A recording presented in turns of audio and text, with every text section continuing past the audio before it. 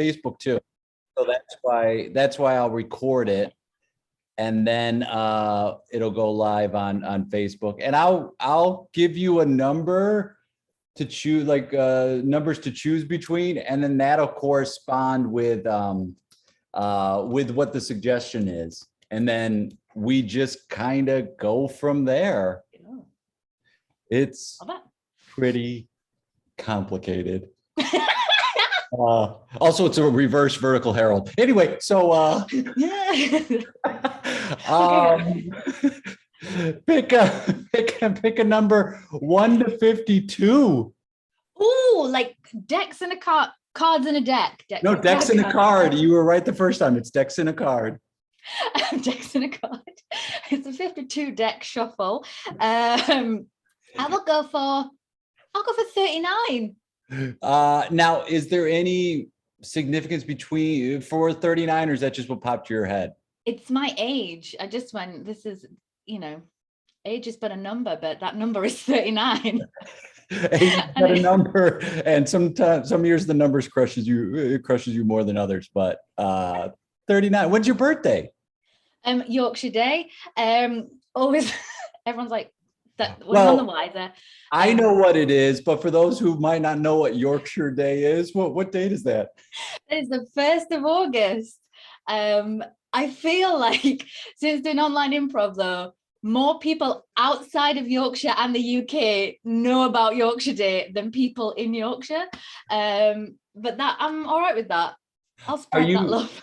Are you from Yorkshire? Yes, I am originally. Is it the celebration of the town?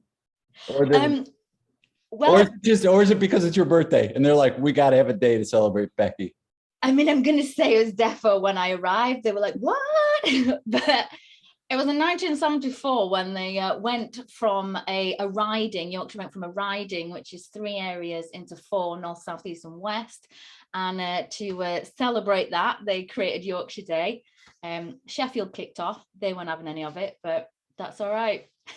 Don't get me started on Sheffield. All right. Don't get me started. So on brand with that place.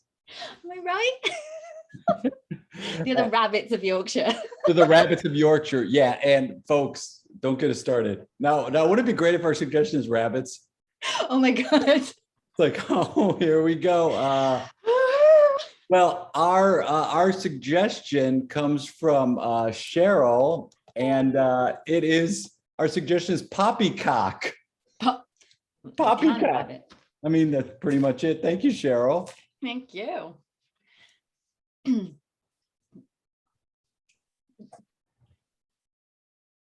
It could have been worse. Okay, it could have been worse. 100%. I'm not in disagreement with that. Absolutely could have been worse. Yep, that's for sure. It could have. It felt bad. It felt bad at the time, but it could have been worse. You're right. Oh, it looked bad. I mean, it looked bad, but really. But you sort of styled it out. You flew that rail. Cassandra, I appreciate you so much, and I know you're struggling to put it in good, positive terms, which I appreciate. So I just wanted to say that. I just want to say thank you. And I want you to keep trying to put it in some positive terms, because I'll be honest right now, I'm having a hard time forgiving myself, forgetting about it, and moving forward right now. I mean, it's understandable, but there's one thing I can do as a company meme writer and motivational poster, which, by the way, started the Etsy shop. Thank you for the reminder. Thank you for the reminder. Yeah. So prints and postcards, motivational prints and postcards. I'm gonna write this down. You're still at Company Meme, right? That's your Etsy shop. Is that okay? I'm putting a reminder right now into my calendar. Okay. And birthday cards as well. Yes, birthday. Great. As a matter of, oh my God. Oh my. Now I feel worse because today's your birthday. And I totally forgot. And you weren't saying that to remind me, but it did remind. Oh my God. Oh, yeah. It just gets worse, Cassandra. Yeah. Look, it's okay. It's fine, okay? Age is but a number, and I've had plenty before, and I'm gonna have plenty again. Wait, what are you saying? Well, just not that old, and I'm gonna have Okay. lots. I thought you were gonna say I'm gonna have plenty more, but actually, Ben, I'm not, because okay. No. I meant like I'm gonna have plenty more that people will remember, because obviously you forgot, and it's today, and you said a couple of weeks ago, oh hey, it's your birthday, we're gonna have like an office thing, and Just wait. It's going to be a big blowout office surprise, bonanza, extravaganza. I kept going on. I'm like, it's all the Anzas. It's a bonanza, and yeah, extravaganza. It's a Cassandra's. I it kept was going like on. I think you tried to do like a Cassandra's, I did. like a I did. Cassandra, and I appreciated it, but Janine was gonna do a cake, and then she didn't, because she thought Didn't you hear were from gonna. me. Yeah. She waited to hear from me, and I got overwhelmed with the choices of what you would want. And I kept saying, she just, whatever it is, she wouldn't care. I wouldn't. Just make a I choice, Ben. That's, but it's okay. I mean, it's totally fine. I living away, living in a different continent to my entire family, and it's not a problem.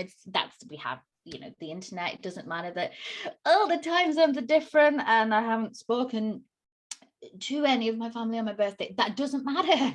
It's totally fine. Oh God, oh God. It's okay. And I got a ticket today, but it's all right. It's okay. It's fine. Yeah, no, It's honestly. it's not like a fun birthday ticket, right? Like you got a ticket. It's not like a happy birthday. Here's a ticket to freedom and fun. It's a auto ticket, right? Yeah, because you said you needed to use I my did. parking space for the birthday stuff. So I said, it's all right, I'll park. And it turns out you can't actually park in the space by the dumpster. But it's fine. It's totally fine. Because, I also saw a little rat this morning. And No, I love rodents. Rodents are great. Ratatouille. That's a great movie. The rat is a chef. It goes against all logic. You're just a little, and where I'm from, we have Roland Rat. And Can you? This is very selfish of me, especially on your birthday, and especially considering everything I've done, but I'm going to ask it anyway. Cassandra, would you just give me some sort of pep talk word, something that's stitched on one of the pillows in your Etsy shop to help me through this? I know I shouldn't be asking this of you. It's your birthday, and I'm making it all about me. It's all about Ben again. It's Ben's. Oh, here we go. It's Ben again. All about him. But it's a bonanza. the bonanza. Yeah. But could you just give me something to get me through this? Forgetting your birthday, which is, I mean, the 30th birthday is the biggest, and I mean, that's a huge birthday. So could you give me some sort of inspirational talk to help me get through this moment of forgetting everything I had to do for your birthday? I mean, sure. God, just Yeah. So Ben, you are a shining light in the beacon of darkness. And when I first arrived in this country, and you welcomed me, and we were gonna go out for dinner that time in the first week, but then you said, oh, I can't, I've got tickets to the Lakers game, and, Right. and it's, you know, And, I mean, turns out they're playing their rivals, you know, the Vancouver Grizzlies. So it was. and then you turned out you got the wrong day, so you were actually free to take me out to dinner. By that point, I was back home. And it was, I mean, 2 blocks is a long way to walk, let's be honest, to get you.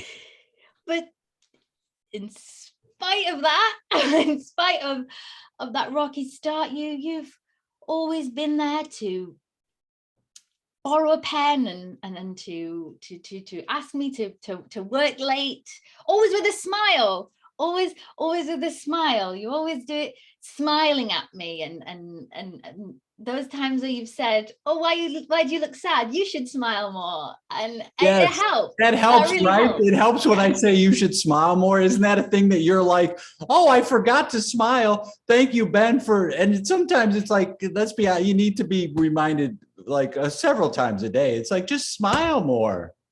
Just, being British, we're very stoic. So, I appreciate that sort of California vibe. That's my jam. Oh my goodness.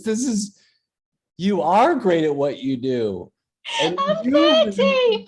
feel so good. Ben. Oh my God. I mean, yes. And I feel so much better that what I'm hearing you say also is, it just is what it is. And it's not my responsibility to say and follow up with what I'm doing. It's just the thought that counts. So, Cassandra, on this, your 30th birthday, and thank you for reminding me, may I just say, your present is my presence. How great is that? So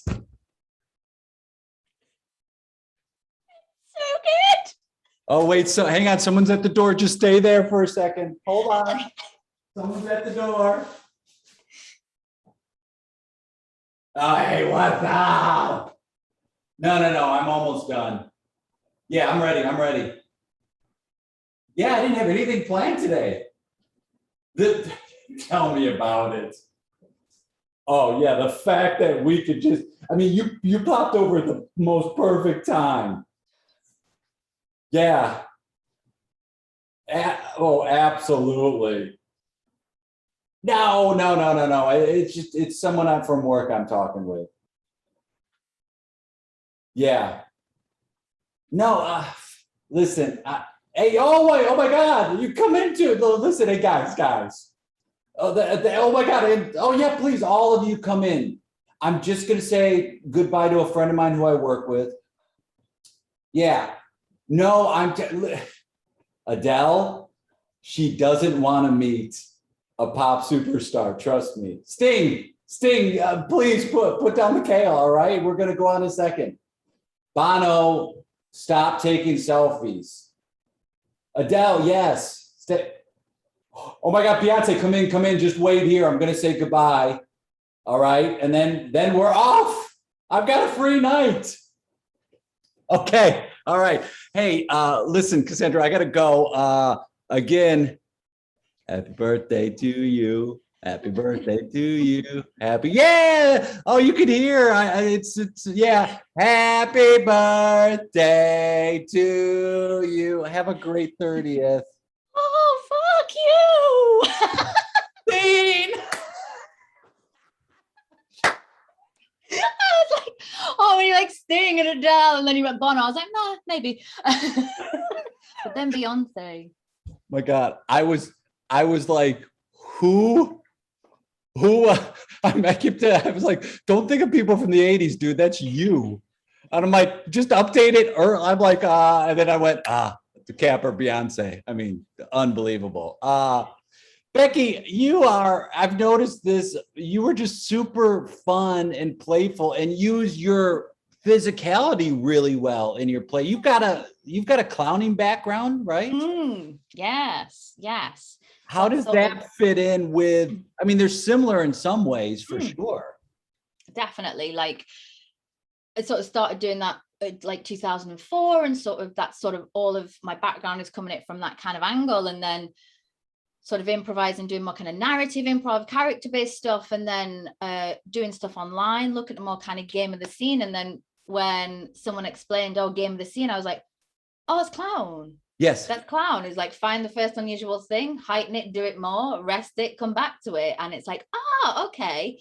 So the similarities are kind of really there in that kind of finding the fun, finding the play, and making it worse as much as you can possibly make it worse, and then sort of drop it and then find it again. So yeah, there's real similarities to that, being present, being relaxed and alert, all helpful, useful things. So yeah, real similarities. All right, so here's the big question based on what you just said. Because you also teach, and you're a wonderful, just like watching you, it's like, oh, people can learn a lot from that. How do you get comfortable, relaxed? You know what I mean? Like, what are the things you use? Because it can be, no matter how long you've been doing it, sometimes it can get real stressful, and we all get nervous and anxious and things like that. But like, are there things you've learned that you're like, oh, this really helps me get in that state of being open and ready for the flow and accepting? I think, well, breathing was a real sort of thing, just going in on the out breath and be like, it's so hard. It's so yeah. And I say all these things like, I just do this, I just do this, as if like I do it all the time. I don't. I'll walk in and be like, yeah, just like, I'll totally do it. Yeah, relaxed and alert was the two things: relaxed and alert, free and unself-conscious, and just, I suppose, just being present, just being like, because the thing is with clown, though, I spent a lot of years, you know, when you wade through stuff, I've been like, you've got to be happy being in the shit. You've got to be happy being in the shit. And I was like, I don't want to be in shit. I don't like it. It's not fun. And then someone flipped it around and was like, no, it's been free and unself-conscious, and realizing that when you go out there, anything is possible and this can go anywhere. And I was like, oh, that's different. And that's the thing with improv. It's going, we have no idea, and it's finding the joy in that, and also going, it's just a show. Yeah, just a show. We got a whole bunch. Yeah, we can do another. That's it. We can do another, no matter what happens. Another one's right around the corner. Exactly. Yeah, I think I read somewhere, or you said it somewhere, that you've got the amount of time, like however long the show was, you've got the amount of time after that show to be like frustrated or annoyed about it, and then that's it. And I was like, oh, that's a really good piece of advice. So yeah, I heard that from, I mean, it's all like recycled information, right? It's like you might say something that a student goes, oh, it makes sense, and they might have heard it a million times before, or whatever. And I remember, I think it was Craig Kikowski or Euler said, just devote that much time, however long the thing was. And then Euler was like, do you get mad at your dreams? And it's like, it's kind of the same thing. And a friend of mine, before a show, he'll be like, hey, I can't wait to see where we go and who we meet. And that to me is also in that mindset of like, oh, I'm open and I'm excited for this opportunity. Like, our scene was so fun because also there was an agreement there of like, okay, cool, this is what's going to happen. And I love playing the joyful, evil person in scenes so much. I'm like, the oblivious dude, I think, is real fun. But if we don't have that connection, that understanding, it can quickly turn into more of a negative situation. And I don't like playing those spaces of like mean or malice or the bully wins. I don't like that. I like being open to like, okay, I'm cast in this role for this scene. That's not who I am. It's just for this scene. So what can I do? And knowing your amazing physicality and facial expressions and how you use your body, it's like, I think we need time to just watch you break down. I think it's so fun. Well, thank you. But I agree. It's that idea of, okay, this is the agreement, you're playing that one. So it's like, how can we just make it worse? And it's like, well, then I'm always hopeful, but been like, how can we pile it on? Like, yes. I don't speak to my family. I'm in a completely different continent. It's like, we want it to be worse, but we know that it's not a personal thing. It's just that's the game.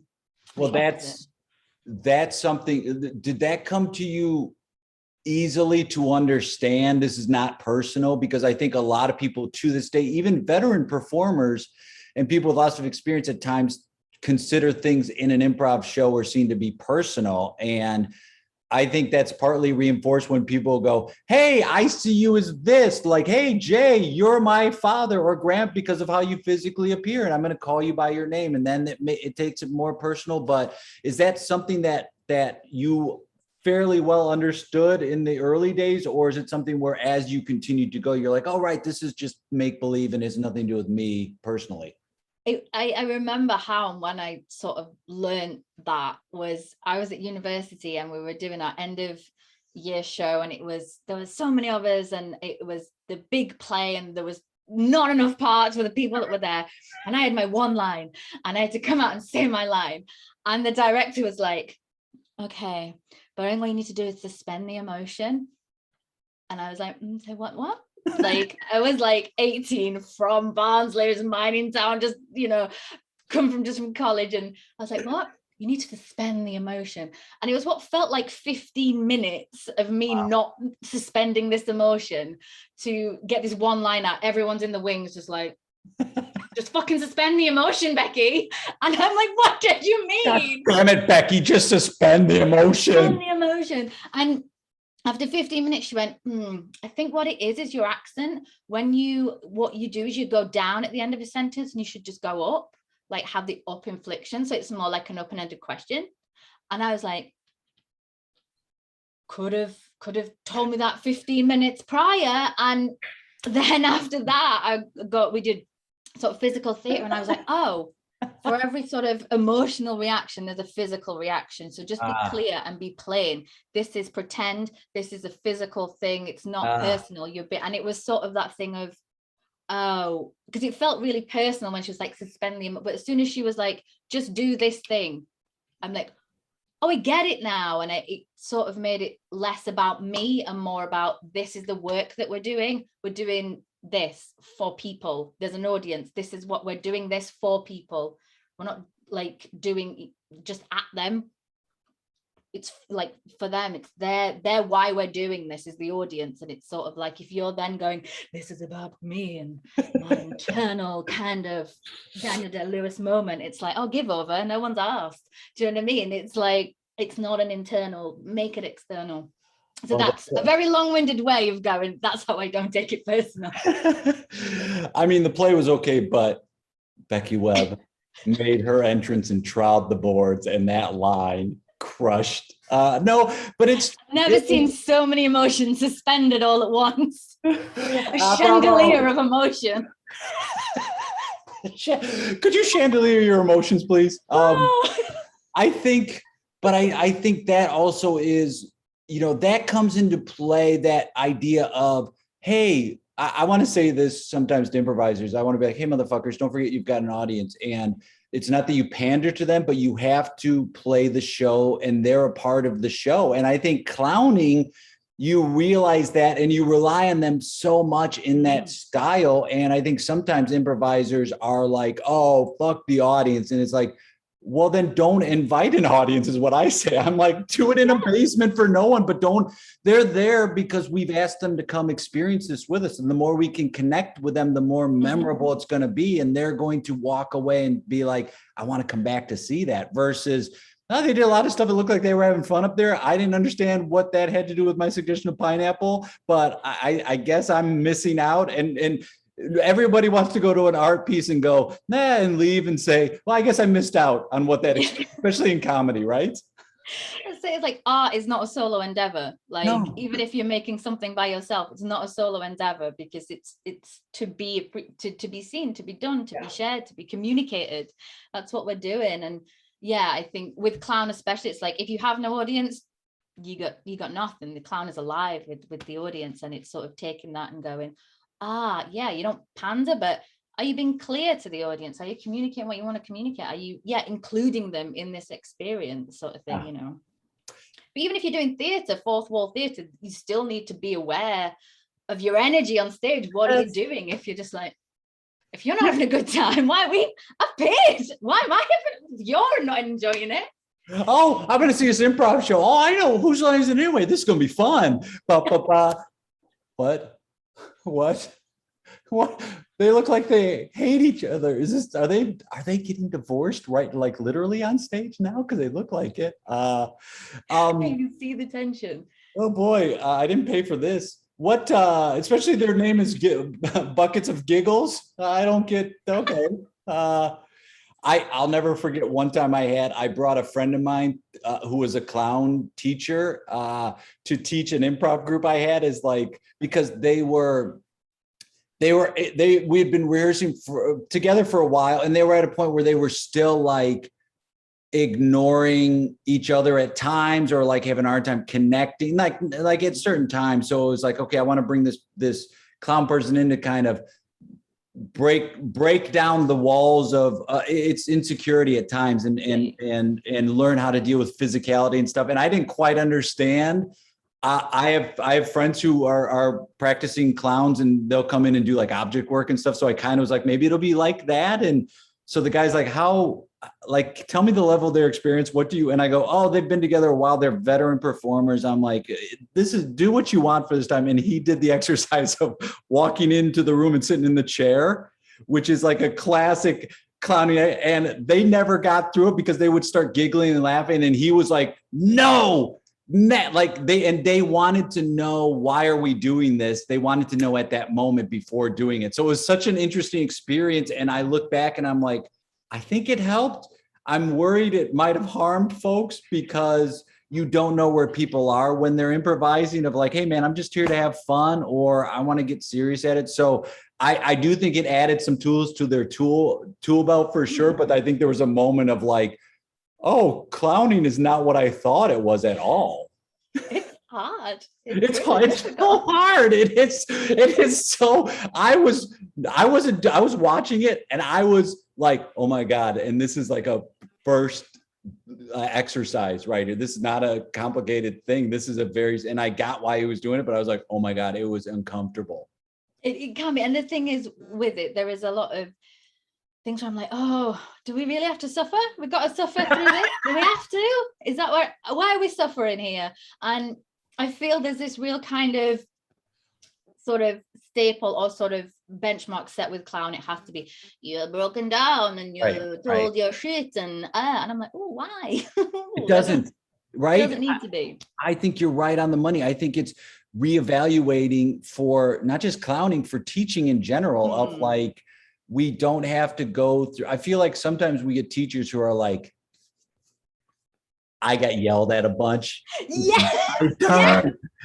I'm going to be the most sarcastic, mean person, whether it's an acting teacher, improv, whatever. And it's like, or we can look at ourselves and go, the climate has changed, things have changed. How can we get that across in a way that's different, and not look at it like I'm entitled to have this moment of railing against my students because I had it, and I want to be the most popular and the sarcastic and all that stuff. And that's the only way people learn. That's the way I learned. That it's like, no, that's not, we don't have to do that anymore. As I read, there was like I experienced Twitter by watching people post tweets on Facebook. That's how I deal with Twitter. That's the only way. And someone posted a tweet and it was something like, if you think how was it? It was like, if it was you think other people should suffer because you did and you turned out fine, you in fact did not turn out fine. It's that thing of like, yeah, just because you did, I had to suffer through that. Well, then go, was it bad? Yeah, so why break it? Break it. Yeah. Right, like what doesn't kill us makes us stronger is not true. What doesn't kill us is very traumatic, and it adds to years of trying to improve. So acknowledging it is different than like perpetuating it. And for sure, it's like, yeah, you have an opportunity to break that and to say like, oh, that was pretty damaging to me, and I'm still paying the consequence. I'm still paying off what's happened years later because of that trauma. I'm still paying for my therapist. But mine is lovely. He is wonderful. Oh, so I'm very fortunate too. I have a therapist I speak with, and it's just that thing of like, I say something and then she'll be like, how about this? Or here's the thing. And it just gives so many good pieces of advice. That's like, oh gosh, it sometimes takes a while to get to a good therapist, but then when you find someone, you're like, great, this is someone that's going to be handy and helpful for me for years, whether it's like once a week, once a month, or whatever. Yeah, I remember I went to the doctor and was like, oh, have you thought about the like hypnotherapy? And I was like, yeah, it was okay. It'll be like 6 sessions with this guy. It'll be brilliant. 4 years later, I'm like, still there. Okay, cool. I mean, isn't it the excitement and interest and curiosity of just continual self-improvement too? For me, at least, that's why I go. It's like continual evolution, self-improvement. This doesn't work for me now. It worked for me before, maybe even in a healthy way. It's like that healthy tool might have worked before. I need a different one now. It's like, I want to get in that constant state of self-improvement just so I'm not, it's a selfish thing. I don't want to suffer as much as I've done before. And we're always, Eamon plays, it's like 77 Irish, forgives me for not being Irish, so that's good. He's superb, and he always has like Eamonisms that I call them, and is so like, we're always a work in progress, where until we pass, we're a work in progress. I was like, oh, do you think we ever get it figured out? And he was like, yeah. I was like, when? He was like, probably 2 minutes after you die. And I was like, cool. And it was just the idea of not to be morbid, but to be more like, stop waiting for it. You're always a work in progress. Keep learning, keep going, and and we're always doing our best. Our best might be useless, but we're always doing our best. I mean, that is absolutely true. And there's a show on a cable station, Showtime, called Work in Progress.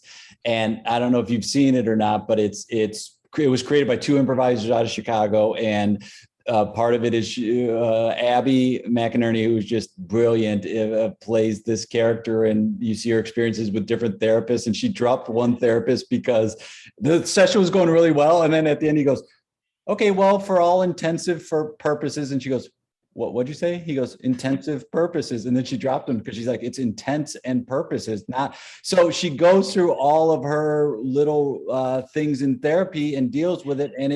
And the ones that really work I think that's for all of us. It's a true connection where it's like, and I think we're always humans, we're looking for connections wherever we can get them. And sometimes we fool ourselves into thinking, here's a thing that really like blew my mind. My therapist said recently is she goes, speaking of connection, she goes, have you ever met someone who turned out to be a toxic relationship in your life, but when you met him at first, you were like, it seems like I know this person, I'm really connecting with them, and you felt like really excited? And I go, yeah. She goes, yeah, because you did meet that person through different people who were toxic and you were familiar with it. So that's why it seemed familiar, and it seems like you've known them forever, is because it's the same type of person. I went, yep, that makes a lot of sense. That's it was a bad connection where I'm like, this person is great. It's like, no, I'm connecting because there's someone that is familiar to me, that style.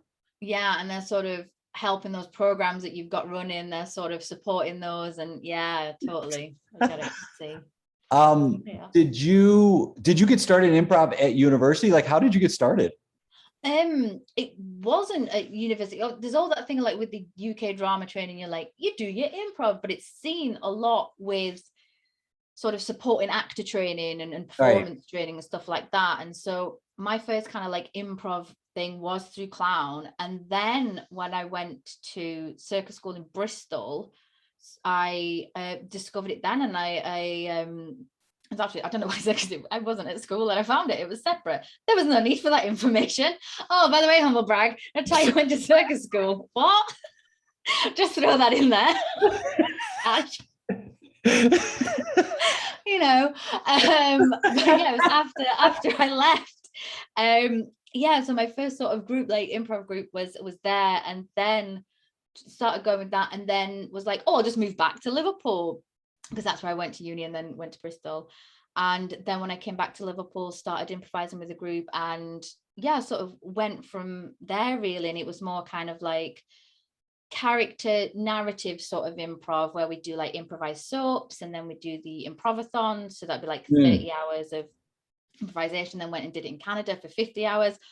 Oh, that is different, because you're like 33 hours sound. Do you know what I mean? You just do one night thing, and then 50 hours, you're like, oh, I've got to do all this again. It was great because I was It's like 48 hours of improv, 2 hours of just a mess at the end. yeah. Just like, and callbacks to people who've never seen the thing you did 50 hours ago. That's what it is. Yes, totally. But it was like he went to Canada because I think a lot of people know I have like just obsession with Canada and love of all things Canadian. So I'm like, it was great to be out there. So yeah, love it. Where can people, if they want to connect with you or watch things you're doing online or reach out to you for artistic or reasons, or like take a class from you or things like what's the best way they can do that? Ooh, good question. So I'm just Becky Webb on Facebook, Becky.jiltapig on Instagram. Just yeah, send me a message, say hello. I'm sort of here. I have with the WGIS school, I'm part of a team there, and I have a team SBDI, which is Sexy Bastards Do Improv. Does what it says on the tin. Am I right? Yeah, it does. I'm so excited.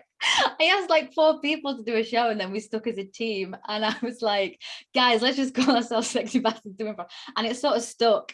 So I think they were like, that team's going to be around forever. And I'll tell you why, is because anytime that you have a long conversation about team names, it always is inversely related to how long they're together. And if it's just a group that goes fine right away, then they're already in agreement. They're already connected. And they are. It's Amanda Bigford and it's Stan and Francisco, and they're all, and Paul Rabenowitz, and they're all just wonderful people. But also Improv MKE has been a place that I found such a wonderful home with Michelle Gilliam, who is just wonderful. And yeah, so that's, I would recommend anyone go over and find stuff there as well. And because that yeah, as we were saying earlier, but that's been the great thing about doing the online improv is finding communities and spaces that you wouldn't ordinarily, and to be able to feel like I've got a community in Milwaukee, Wisconsin is like, yeah. And that's credit to Michelle and Chris as well. Chris Gilliam. Special shout out to Chris Gilliam, who I love. I mean, it is you're right. She's created such a great environment that is based in Milwaukee, but now worldwide. And it might have happened on its own, but like the opportunity to spread that quickly and been that easily to access, I think is great. And the same with the WGIS, the world's greatest improv school, the one that is just Will Hines. All of this stuff he does is just so tongue in cheek and so deadpan delivered. And following him on Twitter is one positive reason to use Twitter, because it's all about these brags. And it's just is so hilarious how he's like, oh, I did this and I did that. And it's just the way he delivers it. It just reinforces, both Michelle and Will reinforce like, wow, that there are good people in this community that are easier to find now versus when you were limited geographically and you're like, oh man, there's only this one place I can go to and it's run by this person who's not nice. And so now it's like, no, it's opened up. So you find your place where it's like, where do I fit? That's where I'm going to hang out. Yeah. I'm all over the world now. And it's great. It just means I've got to travel. I've got to travel to all these places. Just what we have to do now. As long as I don't get stuck in quarantine, which I totally feel for you. God, the best for a comedian. That story that I got a month in New Zealand when I went in, there was no COVID, and then I left. There were hundreds of cases. Beautiful, it's going to make a great monologue. But at the time, it was just like, it is what it is. Acceptance. And you said the phrase "sorta here" when you were like, well, I'm sorta here. And I'm like, that's a great title for if you ever do a one-person show. It's like Becky Webb, sorta here. I have got one in the process that someone gave me the name. I think it was Brad Fisher from Canada. And it's a sort of clown, improvised film noir, sort of black and white, sort of interactive, sort of clowning, but it's called Webb of Intrigue. What? Yes. Is it being developed now, or did you say you did it? Yes, I am in the process. Oh my goodness. Well, that I can't wait to see it because it's going to be incredible. And the name itself. I know. I was like, I would never be able to think of that. I was so like, I love a good pun, but I was like, oh, That's, you have to take a moment and you go, yeah, that's. well, my friend Becky, whether it was such a pleasure, and whether it's live, virtual, whatever it is, I can't wait to play with you again. It's been such an honor. Thank you for spending your Oh, time. thank you. That's been great. Yay. We will talk soon. Yay. Bye. Bye.